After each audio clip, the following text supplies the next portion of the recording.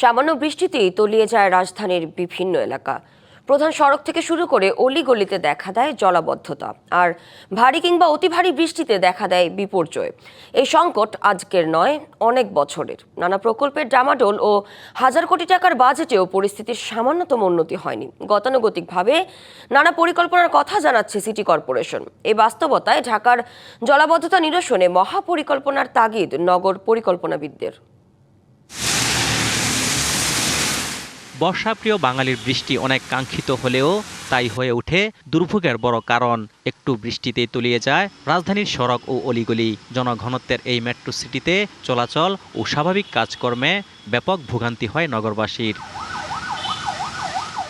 জলাবদ্ধতার এই দুর্ভোগ আজকের নয়, অনেক বছরের। বৃষ্টির পানি নিষ্কাশনে প্রায় অর্ধযুগ আগে বড় উদ্যোগ নেয় দুই সিটি কর্তৃপক্ষ। 2020 সালের ডিসেম্বর ওয়াসার কাছ থেকে নিয়ে নেয় প্রায় 80 কিলোমিটারের 26টি খাল এবং 385 কিলোমিটারের নালা। কিন্তু যেই লাউ সেই কদু, জলাবদ্ধতা পরিস্থিতির কোনো উন্নতি নেই। নগদ নিয়ে এলো হার না মানা হার অফার। সর্বনিম্ন 10,000 টাকা রেমিটেন্স নগদে পাঠালে থাকছে স্বর্ণের হার জেতার সুযোগ। প্রকল্পের ডামাডোলে কয়েক বছরে হাজার কোটি টাকা বেশি বরাদ্দ হলেও দৃশ্যমান কোনো উন্নতি নেই। এবার ঢাকায় বৃষ্টিপাতের রেকর্ড ভাঙার পূর্বাভাস দিচ্ছেন আবহাওয়াবিদরা। ফলে অবস্থা আরও খারাপ হওয়ার আশঙ্কা করা হচ্ছে।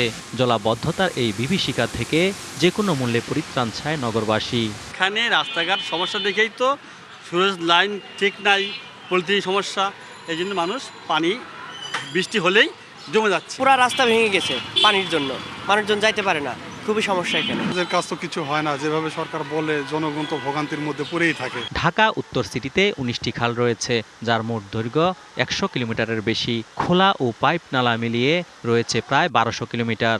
আর দক্ষিণ সিটিতে রয়েছে 26টি খাল এবং 1300 কিলোমিটারের বেশি নালা নর্দমা। নথিপত্রে এত খাল নালা থাকলেও বাস্তবে পানি নামার পথ সচল নয়। বৃষ্টির পানি প্রথমে সড়ক থেকে নালায়, পরে কালভার্ট ও খাল হয়ে আউটলেট দিয়ে নদীতে যাওয়ার কথা। এই পথের কোনো একটি অংশ বন্ধ, সরু বা বিচ্ছিন্ন হলে পুরো অবস্থার সক্ষমতা কমে যায়। ঢাকার বিভিন্ন অংশেই এর কোনো না কোনো একটি সমস্যা রয়েছে। রাজধানীর জলাবদ্ধতা নিরসনে ঢাকার দুই সিটির স্থায়ী পাম্প 8টি, দক্ষিণে 3টি, উত্তরে 5টি। এবার ভারী বর্ষণে খাল এবং নদীর পানি বেড়ে যাওয়ায় পাম্প দিয়ে পানি অপসারণে ব্যাগ পেতে হচ্ছে। এই বাস্তবতায় আরও বেশি পাম্পের প্রয়োজনীয়তার কথা বলছে সিটি কর্তৃপক্ষ।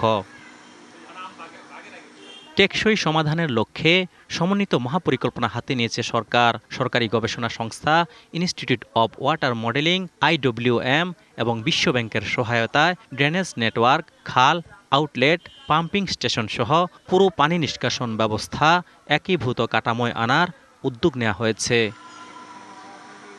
খাল পুনরুদ্ধার, ড্রেনেজ উন্নয়ন, পানি নিষ্কাশনের ব্যবস্থা সহ নানা উদ্যোগের কথা জানালো সিটি কর্পোরেশন। যেই জায়গায় জলাবদ্ধতা হয়েছে আমাদের সিটি কর্পোরেশনের আওতাধীন, আমরা সেটা নিয়ে কাজ করে অতি দ্রুত সময়ের মধ্যে সেই আগামীর জন্য আমরা তৈরি করে ফেলব। 33টা স্পট আছে যেখানে বৃষ্টি হলে পানি জমে যায়। সেই পানিগুলোকে দ্রুত সময় নিষ্কাশনের জন্য আমরা ব্যবস্থা গ্রহণ করেছি। নগর পরিকল্পনাবিদরা বলছেন, ঢাকার জলাবদ্ধতা নিরসনে কোনো মহাপরিকল্পনা না থাকায় আসছে না স্থায়ী সমাধান। ঢাকা শহরে কয়েক হাজার পুকুর ছিল, এখন সেটা কয়েকশোতে এসে ঠেকেছে। তাহলে আমরা উন্নয়নের নাম দিয়ে সব জায়গাতে কি পানি যাবার পথটাকে রুদ্ধ করেছি, পানি ধারণ করার পথটাকে রুদ্ধ করেছি। পুরো প্ল্যানটাকে একটা নেটওয়ার্কের মধ্যে সাজাতেই এখনো পারিনি। রাজধানীর জলাবদ্ধতা নিরসনে সংশ্লিষ্ট কর্তৃপক্ষের পাশাপাশি নাগরিকদের সচেতন হওয়ার পরামর্শ তার। অজিত সরকার, ডিবিসি নিউজ, ঢাকা।